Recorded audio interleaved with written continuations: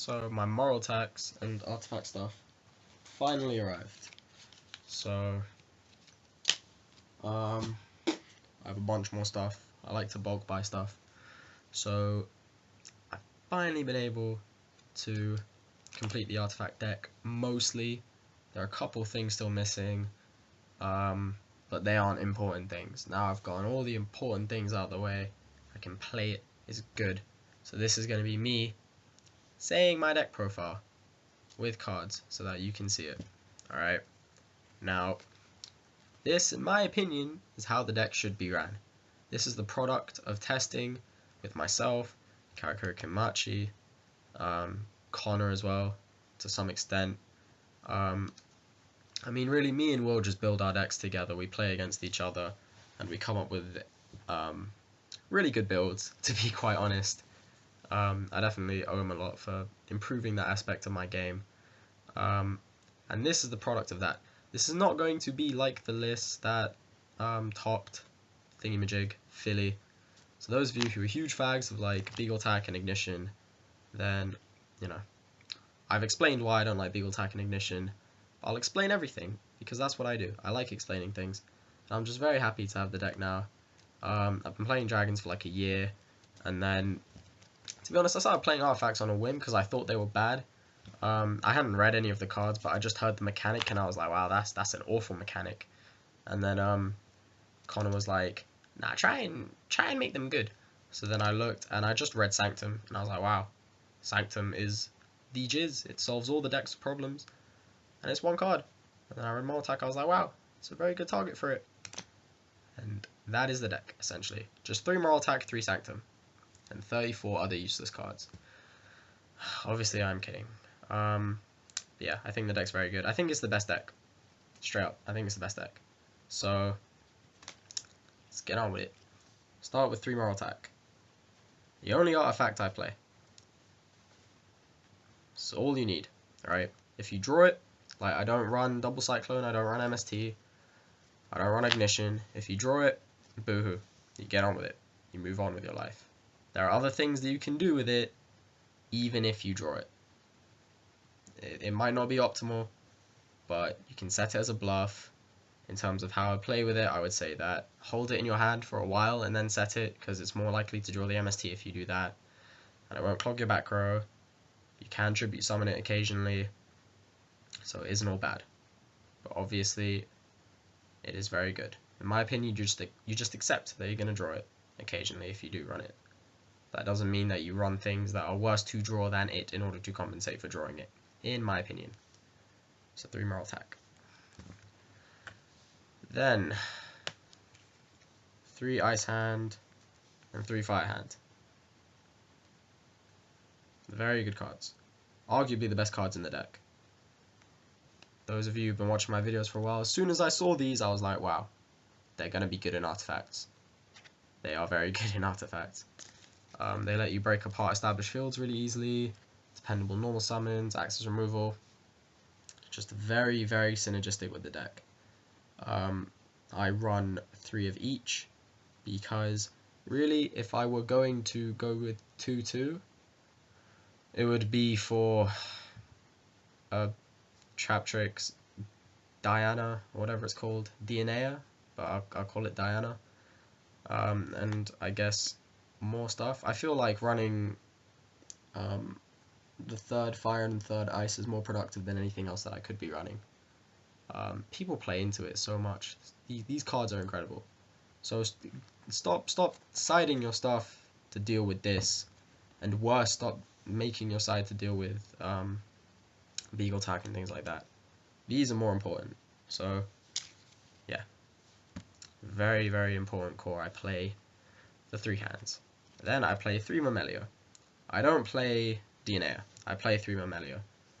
I play 3 Myrmeleo because it is a very good normal summon.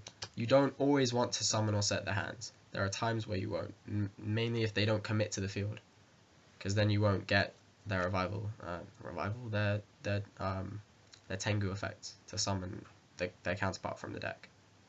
This is just a very dependable normal summon. You summon it, search an appropriate target depending on what you're playing. It's good stuff. It's very good stuff. So I feel like 3 is a great number. I side them out sometimes, but yeah. Now, I don't play Diana because I feel like when I did play Diana, because there was a point where I played 3 of this and I ran Diana. If you don't have this, then Diana is dead in the early game. I think the difference between Diana and Wolfbark, the main difference, because obviously their effects are different, the main difference is that with Fire Fist you had not only 3 bear, but you had 3 tanky, and tanky could search both bear and Wolfbark, right? So there was never a consistency issue in terms of having Wolfbark too early, or just without bear, things like this, because you'd always have a target for Wolfbark, especially considering you ran Gorilla and whatever else you might have ran as well. So the Wolfbark, even in the early game, wasn't that dead. It was very easy for it to become live, and you could search it. It was often something that you would search. You can't search Diana, and your only 3 targets are these, because you're not going to be running Atrax and Nepenthes or whatever the other one is called, right? You're just going to be running these 3. So Diana only becomes good when you have this. So I didn't want to pressure myself into focusing more on the Traptrix engine unnecessarily. This is a good standalone card. Everything in the deck is more or less a good standalone card. Diana is not a good standalone card unless the game state is in a certain way, and I didn't want that. I didn't want to be pressured into running things that were only good in a certain game state. Its effect is very good, obviously, because 3 rank 4s, yeah, it's great. With an MST factored in as well, because that's what this does when it's special summoned, right? But I didn't want to have dead cards in the early game, because something about this is that it has a tendency to sit in your hand if you draw it. If you draw Diana without Myrmeleo, it will sit in your hand. Even if you just draw it, the turn that you summon this, it will still be dead in the hand. It's not productive. I wanted to minimize things that were unproductive across all stages of the game. Diana's very good once you have these engraved, but before you have them engraved, it isn't good. So I didn't feel like it was worth allocating space in my deck towards Diana, which is quite controversial, I guess. Most people drop these to accommodate Diana, so there's a lot of 2-1, 2-2, 3-2, 3-3. Even when I ran just one Diana, I kept drawing it as a one-off. It was the same as Beagletach, to be honest. Even when I ran the one Beagletach, I kept drawing it, which made my hands less good, and I didn't want to make the hands that I drew less good. I wanted to maximize. Every hand I draw is hopefully going to be a good hand. So that's why I don't run DNA or Diana, whatever it's called, but I run through Myrmeleo. Myrmeleo is very good. So that's 11. Then I have one more monster, right? And it's this. It is Majesty's Fiend. Now, I don't know if you've read what this does, okay?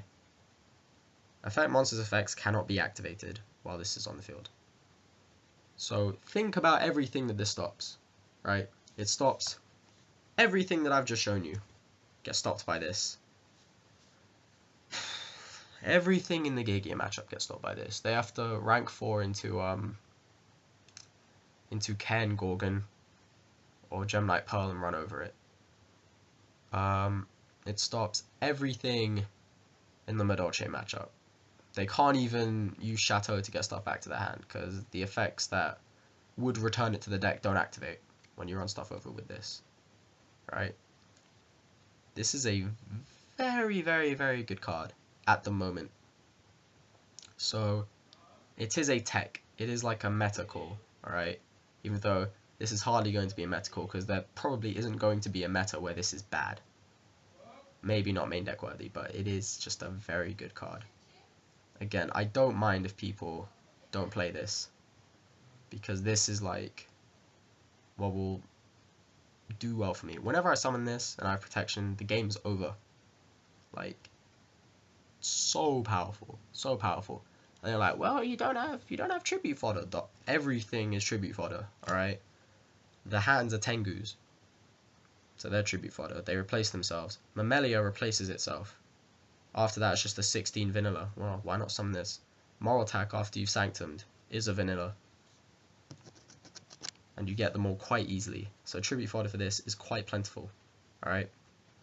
The reason why I only run one at the moment is because when I ran 2, I kept drawing it either too early on, because generally you do want it a couple turns in, you want it at the earliest. It's more of a mid-game drop. And I would keep double drawing it, which of course is horrible. You never want to double draw this. It's horrible in multiples. So again, I wanted to make my hands as consistent as possible. So for that reason, I ran the 1. But it is a very, very, very powerful card when you summon it. Like, nothing is going wrong when you summon this. It is the tits. So I run 1. And I would advise you to run 1 if you are playing this deck, or at least try it, because it is very, very good. So that's it for monsters. 12 monsters. Yeah, nothing else that I would want to run. I'll discuss Cardcar D in a bit, and Maxi. Is there anything else people been maining? Talked about Diana. I've talked about Beagle Attack in a separate video. No Scythe, because I don't feel like it's worth dedicating main deck space to. I feel like my matchups are fine. I've been building for the mirror essentially, because I feel like the mirror is the best deck. This deck is the best deck, so the mirror is going to be the best deck. And Scythe doesn't do a lot in the mirror. I mean, it's 2/2, so it runs over Moralltach, but that's not significant enough of a reason. So yeah, just that. Then on to the spells. So the spells, 3 Duality. It's great. I don't run Upstart. Alright, I'll talk about that now. I don't run Upstart. Firstly, I run 41, so I'll discuss both of them the same thing. The reason why I run 41 and don't run Upstart is because there are things that you don't want to draw into, i.e. this, or things that you don't want to draw into as multiples, i.e. Fire and Ice Hand. So with Upstart, there's a relatively high chance, if I have a decent hand, that I will Upstart into something that is unfavorable, which I didn't want to do. Also, I didn't feel like there was any need to draw into X, because things search each other. Everything in this deck, well, not everything, but a lot of things in this deck recruit each other, the monsters especially. So I didn't feel any particular need to draw my way into X card, because as long as I have like one hand or a Myrmeleo or a Sanctum, I'm fine. But those ores, I didn't gain enough from the Upstart. You can Upstart into things that you don't want just as likely as things that you do want. I think the probability of having, a hand with none of Myrmeleo or a Fire and Ice or a Sanctum, that would be the only time where I'd want the additional draw. And even then, you might not. You might draw into a Moralltach or something like that. So I love Upstart. I think it's great, but I didn't feel like I needed it as much here. Also, another reason why I didn't run Upstart is because I felt like the things that I was using in the spaces of Upstart, you'll see a lot of one-offs and things like this. I felt like they were more productive uses of the space than Upstart. So that was another thing. Upstart isn't necessarily running everything. If there are cards that are more productive than Upstart, then don't run the Upstart.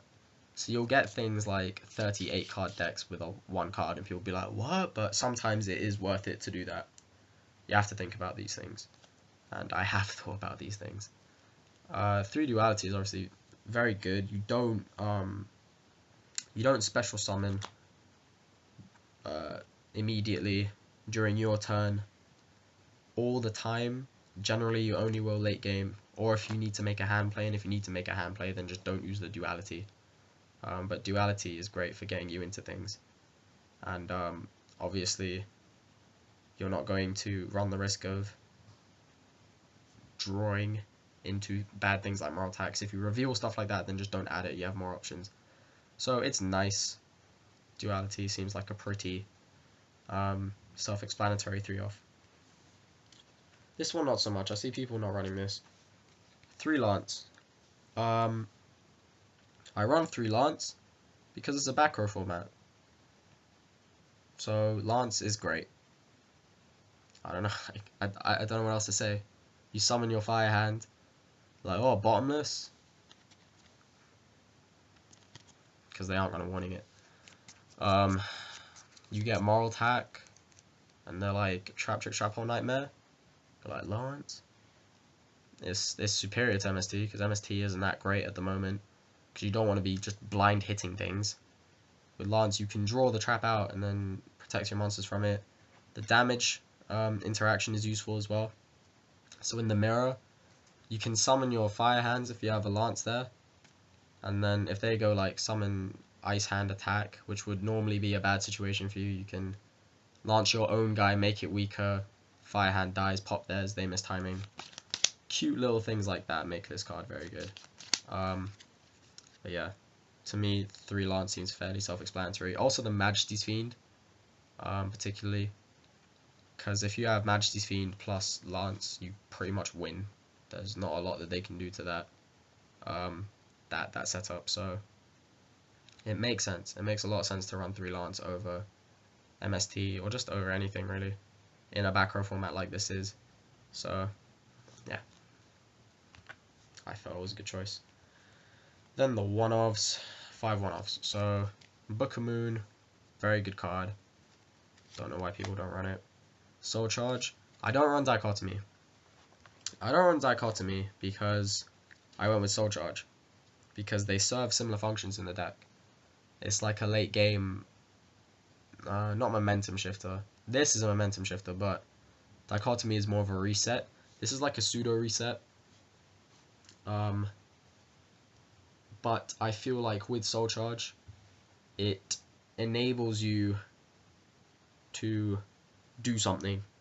With Dichotomy, you're relying on your draws being favorable, while with Soul Charge, it's just if you have, it's very likely that you'll have a couple of level 4s in your grave by the mid to late game point, making dropping this tangible because you're rewarded with a rank 4. And then in doing so, you don't have to rely on drawing into certain things. Granted, you need some life points, but you probably will have it.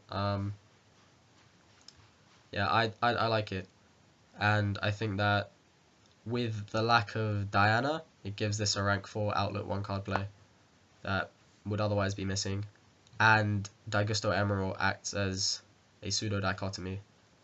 So there are cool things to Soul Charge. Originally I was running 2, however I dropped it to test something, which shall come up right now. So instead of the second Soul Charge, at the moment I'm running a Soul Taker. This will be like, whoa, what is this? But I'm running it because it makes the hands miss timing. So I'm experimenting with that. Experimenting with the 1 Soul Taker. Again, because I'm predicting that there'll be a lot of mirror matches. I think that Soul Taker will be average, but it depends on the potency of the mirror match. And Lance, I guess, because no one's running Lance at the moment, so Soul Taker's having a field day. I'm just gobbling stuff up. But yeah, this will probably be the second Soul Charge, but for now it's a Soul Taker. Then Dark Hole, because, you know, it's good. And 1 Mind Control, because everything is rank 4 based at the moment. So they go Summon Hand, and I'm like, mine. They go Flip Lance, JK, because they don't run it. It's good. Mind Control is obviously good. And the traps, 3 Sanctum. I was thinking of playing 1, but then I put in 3. Obviously you run 3. This is the best card in the deck. It's the whole archetype. It's just Sanctum. Sanctum is the tits. Then 3 Wiretap. Cause it's better than MST. So with 3 Lance, 3 Wiretap, my plays will probably go through. I have a lot of protection. I'm not afraid of their back row, even though there's a large amount of it, probably. Yeah, it's great. Wiretap is a very good card. What else is there to say? I was thinking of playing the 7 Tools instead. I'm 3 core, because they substitute your monsters once they hit the grave. You get plus off bringing back a Moralltach, you get plus off bringing back a Myrmeleo. Often you can bring back a hand and do stuff with that as well, so it's very good. And there's no real consistency issue with it, because between Sanctum and Myrmeleo alone, that's 6 targets that you'll probably get into in the early game with 3 Duality. And then you have the hands as well, so you're never really like, damn, I drew a call, unless you double draw them with no monsters, which is very rare, obviously, so that's fine. Then 2D Prison, another card that you all should be playing, because you know what gets rid of hands? This does. They like attack, you banish it. Even in the Madolche matchup, if you're terrified of Madolche, they're like attack. Like, oh, but if I Mirror Force it, they'll bounce that. No, just use this. It gets rid of it. And no one's playing Lance as well, so this... It's very good. It's very good. I mean, what? It's not amazing against Gaia, but I'm not building the deck for Gaia. I think Gaia is handled pretty fine. I have a couple of things, like the Dark Hole, and I run Compulse as well, that are more Gaia specific. But I'm preparing for the mirror, and if I'm playing, obviously I'm going to play D Prison. It's really good. It's really good. Play 2. Then the Trap Holes. So at the moment I have 2 Nightmare and a Bottomless. I'm running 2 Nightmare because my Void Trap Holes haven't arrived yet. I would be playing 1 Nightmare, 1 Void, 1 Bottomless. Why I would be doing that is because I think that as the meta evolves, people will start playing around Nightmare a bit more. Because it's not that difficult to not be an idiot and fall for the Nightmare. And also, I don't want to double draw Nightmare. So if I've drawn 1, I don't want to feel like I have to search the other one and then I have 2 and they're not really doing anything. I think in a deck where you're running 3 Myrmeleo, you can afford diversity in terms of what you run. Because odds are you aren't going to be resolving more than 1 Nightmare a game. And it's not amazing against every matchup. Granted, neither's Void, but I like the diversity that Void adds. And I like the lack of propensity for responsiveness that Void has. Because even if they summon like a Moralltach or something, you just be like, Void? And you don't have to be like, awaiting response. But that's more relevant for something like Ophion, I guess, and random stuff like that. Even Gigant, they might summon the Gigant and not use the effect for some reason. Even then you're plussing though, so that's not a weakness of Nightmare. But Nightmare's obviously very good. Kills Exciton and stuff like that, and of course Moralltach, so it is good. And then 3 other traps, so Warning, TT, and Compulse. Compulse is more for Madolche and Gaia, but I feel like I can afford a couple of spaces in the deck towards other matchups, because everything is very mirror focused. But yeah, in terms of traps, I might have opted for Breakthrough, but I don't care for Breakthrough. It seems very average, and when you have a Nightmare, like I don't know, I don't feel like you need Breakthrough as much. When you have other like real back row, because Breakthrough doesn't do a whole lot in terms of advantage, because it's a -1, right? So you have stuff to actually deal with the threat. I don't feel like you need Breakthrough as much. Memory of an Adversary is something that I would be playing as like the 3rd pseudo D Prison if I weren't running something like Dark Hole or Compulse. But again, that would be more for the mirror. I feel like I can afford a couple spaces for things like Compulse and Dark Hole for non-mirror matchups. And for spells, I forgot to talk about spells. Again, I don't think MST is that great. I've talked about... sorry, I don't think MST is a great choice for the main at the moment. Double Cyclone... I feel like if you draw the Moralltach, you just put up with it. So... if MST is bad, then so is Double Cyclone, really, unfortunately, because I like Double Cyclone. Ignition I've talked about in a separate video. Anything else? Chalice is pretty cool. Might have gone for a Chalice. I might still do that. I like weird cards like that. Chalice seems pretty cool. But yeah, I guess if I were to go to like a tournament, a big tournament tomorrow, the one change I'd make to the deck would be out with Soul Taker and in with another Soul Charge. I think that's what I would do. Or maybe a Diana, but I doubt it at the moment.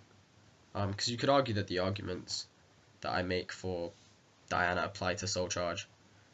But Soul Charge doesn't need any particular graveyard setup, which is also why I like it over Dichotomy. And Diana does, so yep.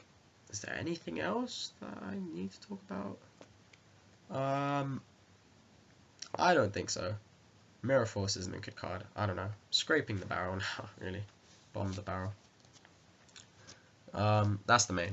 I think it's a very, very good main. Best main I've seen so far. Then, in terms of the extra deck, I'm missing 3 cards, I think. Yeah, 3. So, one would be Daigusto Emeral, which hasn't arrived yet. I like it because it does the Dichotomy roll. So that's great. One would be Heartlandraco, because Heartlandraco is a card that I keep forgetting about, but it's very good. Gives you a pot shot for 2k every now and then, which is, you know, it's very good. And a Gagaga Cowboy, because for some reason I don't have a Gagaga Cowboy, so I had to order 3, which irritates me. Very much irritates me. Yeah, those are the only cards I'm missing, so I have 1 Abyss Dweller, 1 Exciton Knight, 1 Gem Knight Pearl, because it just runs over stuff. It's good. I run more rank 4s than rank 5s, because I rank 4 more in this deck. The rank 5s are just barely even needed, to be honest, but I ran what I felt was necessary with that. 1 Maestroke, 1 Blackship, 1 101, and 1 Ragnazero. Ragnazero is cool, actually. I was like, well, Fire Fist, but I put it in, and it comes up quite a lot, so good card, good card. And 1 Durendal, 1 Pleiades, 1 Volcasaurus, 1 Tiras, and then 1 Gaia Dragon. I run Gaia Dragon because if I do have a rank 5 out, it potentially gives me a win condition through piercing, and in general can just give me something decent to overlay into. And also I run Mind Control, so times do crop up where you Mind Control something and then overlay Gaia Dragon on top of it. Those were the main reasons why I ran Gaia Dragon. I didn't run Ptolemy because I don't go into Pleiades that much, so I don't see the point in running something for Pleiades when I don't make Pleiades that much. And that applies to all the rank 5s, to be honest, that I didn't run, so Zenmayao, Adrius, Shark Fortress, Leo Arms. I don't make rank 5s that much, so I ran what I felt was essential.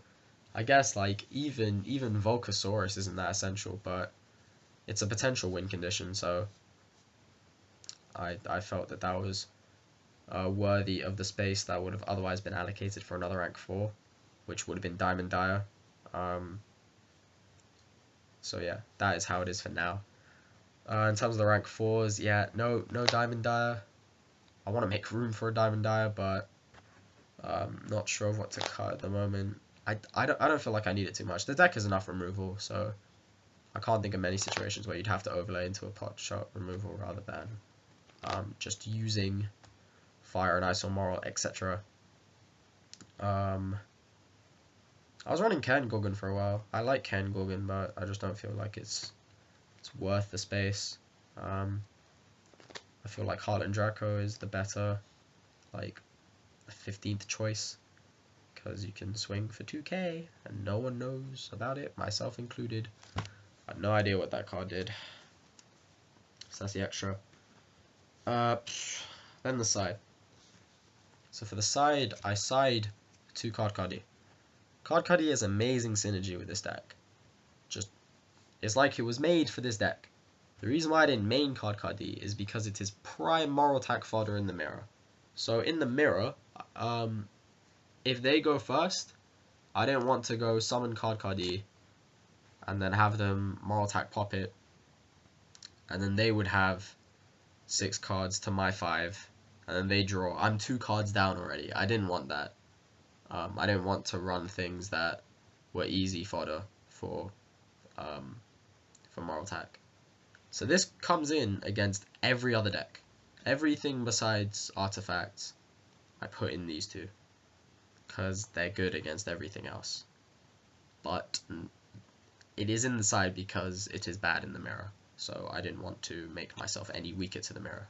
The main deck is built with the mirror in mind. So that's that. Then 3 Maxi. I feel like this deck can accommodate Maxi because it has enough back row so that, you know, you can go like set however many, and then you have the Maxx to further stifle them. Obviously there are many decks that Maxi is relevant for. I side it in going second mainly. Generally it'll be like against a lot of decks it'll be 3 go in going second and 2 go in going first or something like that. But yeah, it's very good. The cool thing about this deck is that you can side out a lot, and it's like a structural readjustment, but it's not that significant. You don't see a huge difference. So you can swap Myrmeleo, like 2 Myrmeleo and avoid or whatever, put into Cardcar and whatever other stuff you want to put in, things like that. But yeah, Maxx is pretty good. I also side in Maxx for the inferior builds that play Beagletach, because Beagletach is prime Maxi fodder. I know I'm getting that plus when they send that Beagletach to the grave, so that's cool. Then 2 MST, I have 3. Obviously I have 3. It's MST. What am I saying? I would normally side 3 MST, but at the moment I'm testing a 4 house. So again, if I were to go to a big tournament tomorrow, it would be the 3rd MST over the 4 house, but I'm trying the 4 house because people have been saying very good things about it. I tried it a couple months ago and I didn't really care for it, but hey, if people are saying it is the tits, then I shall give it a go. Then 2 Zombie World, just because I don't feel like I have anything in the side for Djinn, so I thought might as well side something for Djinn, and it hurts dragons as well. And this is really the best card for Djinn. So if you're like, oh, I need to side debunks and whatever, then don't. Just side Zombie World. Zombie World is very, very good. It shuts down the whole deck. So yeah, Zombie World's great. Then I run 1 Acid Trap Hole. Oh yeah, Zombie World's good against dragons as well. So I side 1 Acid Trap Hole. Acid Trap Hole is good for Gaia.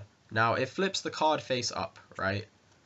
So in theory, Armor would get the search. However, the text, this is French, so I don't have the English text, but it says, flip it face up, then you can, oh sorry, then destroy it.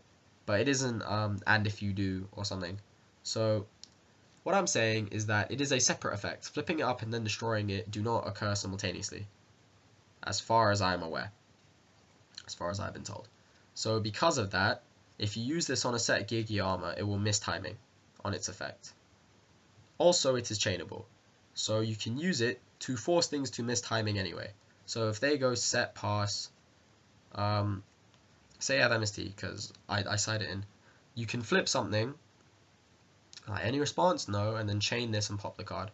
That's particularly relevant for the mirror. I don't side it for the mirror, but you could. You could main it, to be honest. But for things like Fire and Ice Hand, right? Because it's quite common for people to set their hands. You use this as Chain Link 2 or higher and it will miss timing. You use this on armor, it should miss timing as far as I'm aware anyway, because the 2 are separate effects. The last thing to happen is the destruction of the card, not it being flipped. And armor is an optional effect with when this card is flipped face up. So I bring it in for Gaia. That's about it. The cool thing about this deck is because I run through Myrmeleo, you can side like one-off trap holes that are relevant to particular matchups. So I think that's awesome, personally. So yeah, 1 acid trap hole, or trap à acide, as my card says. Then 2 and the band played on. This is very good against Madolche and Gaia, right? Because they are exceed focused decks. So I've been playing against a lot of Madolche recently. Using this catches them, like using it at the right time obviously catches them pretty significantly. You can also do some cool stuff. So say you have like a Moralltach face up, you can flip this and then chain the Sanctum. And because the Sanctum is the last thing to resolve, it will resolve, Moralltach will come out, and then you'll still have this face up. But in general, this doesn't hinder you, like, at all. Doesn't hinder you. I'm pretty sure, yeah, if you have no monsters, you can soul charge into more than one level 4. I'm pretty sure, because the summons happen simultaneously, and you don't control monsters at the X level at the time. So, it's a very good card for Madolche and Gaia, which is what you should be siding for. And I don't know what else you would side for Madolche. What else would you side for Madolche? Maxx's, MSTs. There isn't a whole lot else. And the Band Played On is a nice floodgate card for those decks, because obviously you can't really play Emptiness. So, yeah, and the Band is great. And for Infernities and stuff like that as well. Completely shuts them down if it stays. I sided the third, but I think 2 is fine. Then 1 Deep Dark Trap Hole for dragons. That's basically it. 1 Full House. I'm testing it. I don't know how good it is. Apparently it's amazing. I don't know. I didn't find it that impressive, but I'm giving it another go. 4 now. And 1 Trap Hole for things like Fire Fist and Djinn, where they need to normal summon a guy of a certain attack value. There's like, Bottomless. Oh, Bottomless? Sorry. Trap Hole. Just because it's really retro, you know, it's awesome. So yeah, for those sorts of matchups, Trap Hole is great. Things in the side, I don't know. I used to side Mistake, but I don't see that much point. It would only really go in for Djinn, maybe Madolche, but I prefer the Band Played On for Madolche, and Djinn I have Zombie World already, so I'm not gonna like overside for them. And what is Prophecy? It doesn't exist. And I like having dualities game 2 and 3. I sided a Jinzo still, even though I play 17 traps. I sided a Jinzo. Crushed the poor souls of Gaia, but nah, I didn't feel like I needed it. Didn't feel like I needed Black Horns.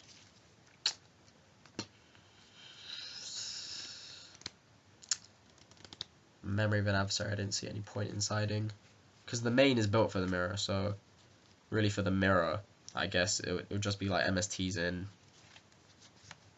like Compulse, Dark Hole, and something else out. It wouldn't be too excessive in terms of the changes that I'd make. Wouldn't want to side more Majesty's Fiend, wouldn't want to side a Vanity's Fiend. Seems to be it. Can't really think of anything else that I would side. But yeah, that's the deck. The best deck. Obviously things will change. So the Soul Taker would be a Soul Charge. The Full House would be an MST. And any cards that I'm missing would be there. A Nightmare would be a Void Trap Hole. But other than that, I think the build is just very, very good. I feel like it's better than the ones that have been cropping up as of late after Philly. Yeah, maybe I'm wrong, but I'm pretty sure I'm not wrong. I'm pretty sure this deck is incredible. So yeah, thanks for watching. As always, like, comment, subscribe, love me, and I'll see you around.